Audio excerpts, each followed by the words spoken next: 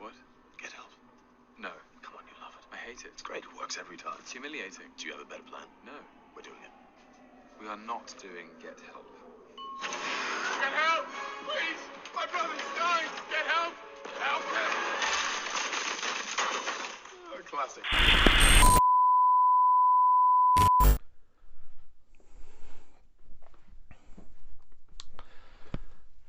I think it's pretty safe to say I'm a pretty big Thor fan. Thor Love and Thunder is yet again directed by Taika Waititi, who did the third Thor movie in the franchise, Thor Ragnarok. We all know he did a great job. We got introduced to Korg. Allow me to introduce myself. My name is Korg. I'm kind of like the leader in here. Korg, Meek, Valkyrie, New Asgard. The introduction of Infinity War, it all happened there. We had Loki. It was a good time, and it was something that we didn't expect for Thor. It was completely different to Thor 1. It was completely different to the complete dumpster fire that was Thor the Dark World. Everyone was really excited. I was one of them, to see another film directed by a man who did such a good job and pretty much, I'd say, changed the kind of humour outset of the MCU. I was excited to see what he was going to do. And I'll be honest with you, I wasn't blown away, which is obviously really disappointing. You want to go in to an MCU movie, have your absolute jaw blown away by how good it was, come home, tell all your mates. I came home and I was just kind of, okay, that's that one ticked off the list.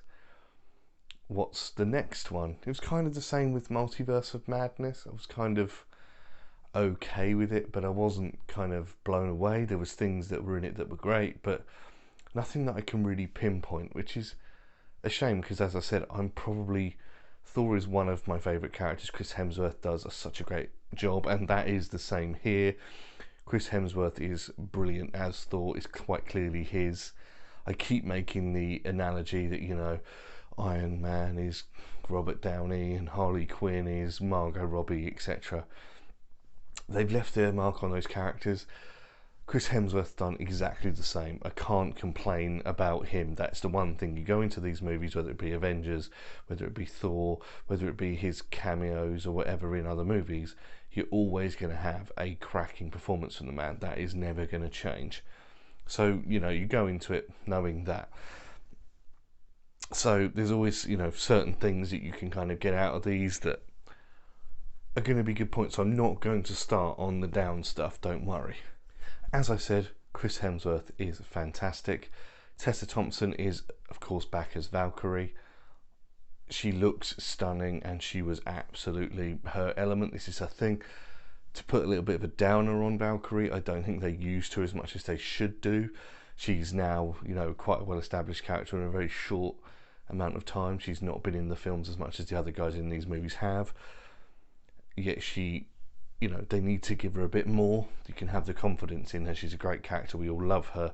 It seems like they kind of had her just bounce off Mighty Thor, who we'll get to in just a second. I loved her, but, you know, don't be afraid to use her. She's great. We, of course, also have Natalie Portman as Lady Thor, aka the Mighty Thor. It's good to have Jane Foster back. It really is. She's obviously from the first two movies. She's not been around since. I kind of referenced her a little bit in Age of Ultron.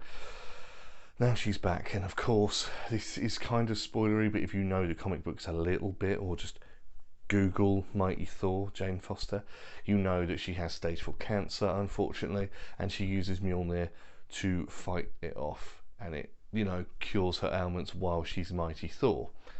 So she's got this really juicy, meaty story to get into, and she's an Academy Award winning actress.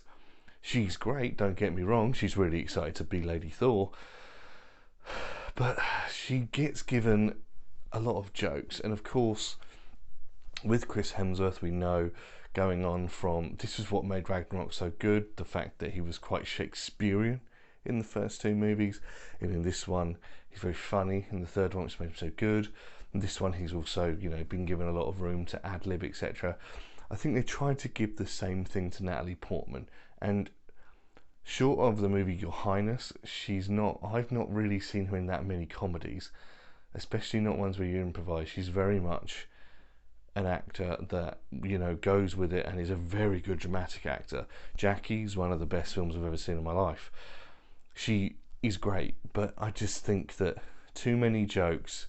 She could have been the straight man to Chris Hemsworth in this. She's not fully aware of what she's doing, but she seems to get on with being a god very easily.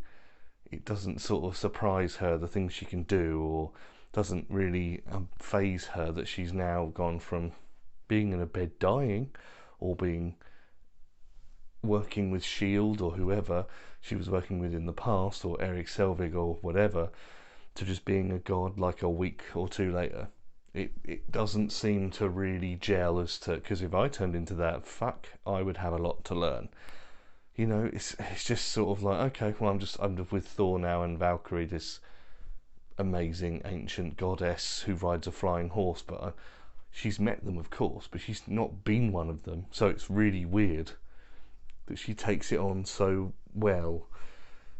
And yeah, we also, of course, get, if you've seen the trailer, which I think millions of people have, so you must have seen it, we also get Christian Bale as the latest villain in the MCU, as Gore the God Butcher. Now, a lot of people have been moaning and crying since the trailer. He doesn't look like he does in the comic books. Now, in the comic books, he's got a bit more of a Voldemort-y vibe, no nose and all that kind of thing. I think they did this to get away from the It's Voldemort comparison, which I think is very clever. Taking all the makeup away from Christian Bale kind of gives Christian Bale the chance to put his teeth into the role, be more him rather than just be a CGI character or whatever, because then you get comparisons to like Josh Brolin as Thanos. Yes, it's Josh Brolin, but it was him with a big cardboard cutout of Thanos' head on his back, so it wasn't necessarily Josh Brolin, it was Josh Brolin. This is Christian Bale's face. He shaved his head, he's grey, he can act with that. We know he can act. It's Christian fucking Bale, so to give him that is great, and he's a great villain. He's barely on screen, but when he is, he's good. He's very, not scary, but he's very off-putting. He's really wiry and weird and thin and creepy looking dude, but it's kind of like, what I said earlier, use them more. You've got Christian Bale on your team. There's so many things they could have done with Gore the God Butcher, and they have him at one point playing with an evil snake thing in front of kids like he's a TV presenter kind of thing. It's kind of, I was expecting from the trailer him to be this unstoppable thing, but I'm going to kind of weave in a bad point here. Everything Gore does is off screen, so you hear from Thor or Valkyrie or whoever, or Zeus, that he's done this thing, and you don't see him. You just go, that sounds cool, and I just hear about it in the background, and he comes back in and does minimal things to Thor while apparently killing this enormous hedgehog looking giant fucking god thing. That would have been great to see, but I just got Thor standing there with Korg going, he was a friendly, really good and powerful god. That's cool. Give me that then, please. I've heard about the power of this sword from all of you, that it can kill gods with ease, and all I see him do is stab it into the ground, and then like the ghost shadow things from the movie Ghost come out and kill everyone. But I want to see that with giant gods. Chris Hemsworth's like the same height as Christian Bale. It's nowhere near as epic looking. Give me something more with him. That's all I'm saying. Also, whilst having a night to sleep on it, I've currently got my tablet down here looking at all the bad notes on it. And the first one I'm looking at is the story was very rushed, and I think it was because, it's alluding to what I was saying about Christian Bale being, everything happening off screen. Everything kind of does that is important because it feels like they want to rush through good bits to get to the main bit at the end. And, you know, when you see, mild spoiler again, you see Natalie Portman as Jane at this dome with the broken Mjolnir that you see in the middle of Thor Ragnarok. You see it shake and fizzle and, you know, start to get together for her, because obviously, as we've seen from the trailer, she's worthy enough to carry Mjolnir. But I don't see her get it and first feel the power of Thor. I see it shake and then it cuts to Thor somewhere else entirely. You just think they're going, what the fuck? Did I do something wrong, Taika? Do I not get the full story? Am I not allowed this? Do you not allow me to see the good parts because you want to get to Korg saying something funny? Or Thor doing something with the Guardians of the Galaxy? You know, it's... the potential parts are cut out for some reason. I want to see Jane Foster first touch Thor and feel the power of a god, but I don't see that. I see a cutaway. Kind of feels cheap. Also, and you may as well put your booze in now, but I think there's way too much Korg. Now, he's become a well-beloved character to the point where if you type in like Korg compilation, all of the 5 minutes he's on screen in Ragnarok, there's compilations of people putting together because it's so funny. He has like 6 lines in it and they're all brilliant. So Marvel's thing to that is, let's put more Korg in it. He's like the narrator of the film. He is in way too many scenes to the point where I just kind of don't find him funny anymore. He was funny at the start of the film because it's like you want him to just say nothing really, just react to what's going on in the current situation. Instead I get constant talk from Korg and it's just too much and he becomes not funny. That's also said for the goats, the giant goats that you've seen in the trailer, scream like human beings, and they do it once and it's really funny because they're really annoying, and then the joke kind of sees its way all the way to the end of the film. That's not funny anymore. It's really annoying. I get the joke, and by the end of the last time you see the goats on screen, I'm not kidding you, I was in a packed theatre last night, no one was laughing. The joke's kind of over after the first like couple of times. You could have used that again. It's another wasted thing. You could have made that joke more situational, made it funnier, put it somewhere else, do it in an awkward pause or something, but they didn't. It just constant. All I kept thinking towards the end of the film is, unfortunately, it's not as good as Ragnarok. Now, I've watched a guy. I watch a lot of reviews of a lot of films that come out. There's a guy I love to watch, Full Fat Videos. I'd love to do a collab with him. Great guy, really clever. He did a review on Thor Ragnarok, Thor Love and Thunder. He did a review on it, and he said he would rather watch Thor 2 again, The Dark World, rather than this.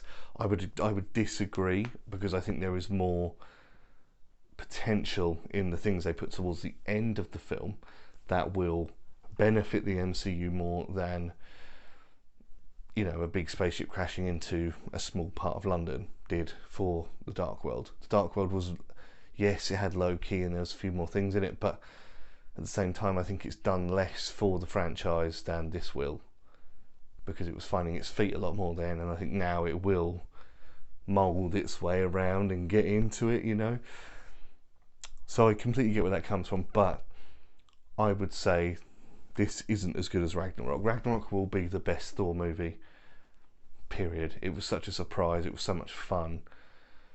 This isn't up there. This is like the third best of the Thor movies. It's good, but after a few hours thinking and, you know, asleep on it, it's good. It's just not what it could have been. So, do I recommend Thor Love and Thunder? Yes, I do. I think you should watch it just to kind of get what I'm saying, because I think it will be very diversive for people. It will please some people. People will think it's brilliant, and it's a great time. Do I think it's going to have the legacy of a Ragnarok or the first Thor where all this kicked off? No. I do think it's like an MCU sandwich filler. It's the lettuce in your ham and cheese and lettuce sandwich. It's not going to be exciting. It's just there, I think, to pad. I think Thor's ending was a bit of a letdown, and I think the villain was very underutilised. But go and watch it, please, because you need to have your own opinion on it. I really do think so. I'm very mixed. I will watch it again. I will buy the Blu-ray. It has to go in this cupboard to the left of me and be with the rest of the MCU movies. That is the way it is, and I'll watch it again, maybe in a different light. Maybe I'll appreciate it a little bit more in a few years' time. Maybe that will happen. But at the moment, it's just not worthy enough. I'm sorry. It's just not. So haters come at me. I love Thor, I really do, but this just wasn't what we needed. It's just short of the mark. So there you have it, guys. Please let me know, have you seen Thor Love and Thunder? Please let me know in the comments down below. I'd love to know what you thought. Go and watch Full Fat videos. Matt has got a great take on this movie. He's a great guy. Go and check him out. Please, though, before you go, don't forget to like, share, subscribe. I'm still trying to catch Chris Stuckmann. I said this before. He's had twins. He's slowing down. This is the time I can get him. Please, the world's fucked up. We need some fun. Let's go get him. Like, share, subscribe, tell your friends, blah, blah, blah. Don't forget to comment what do you think about this film. And until next time, this is your friendly, worthy neighbourhood ginger guy saying, Ginge out.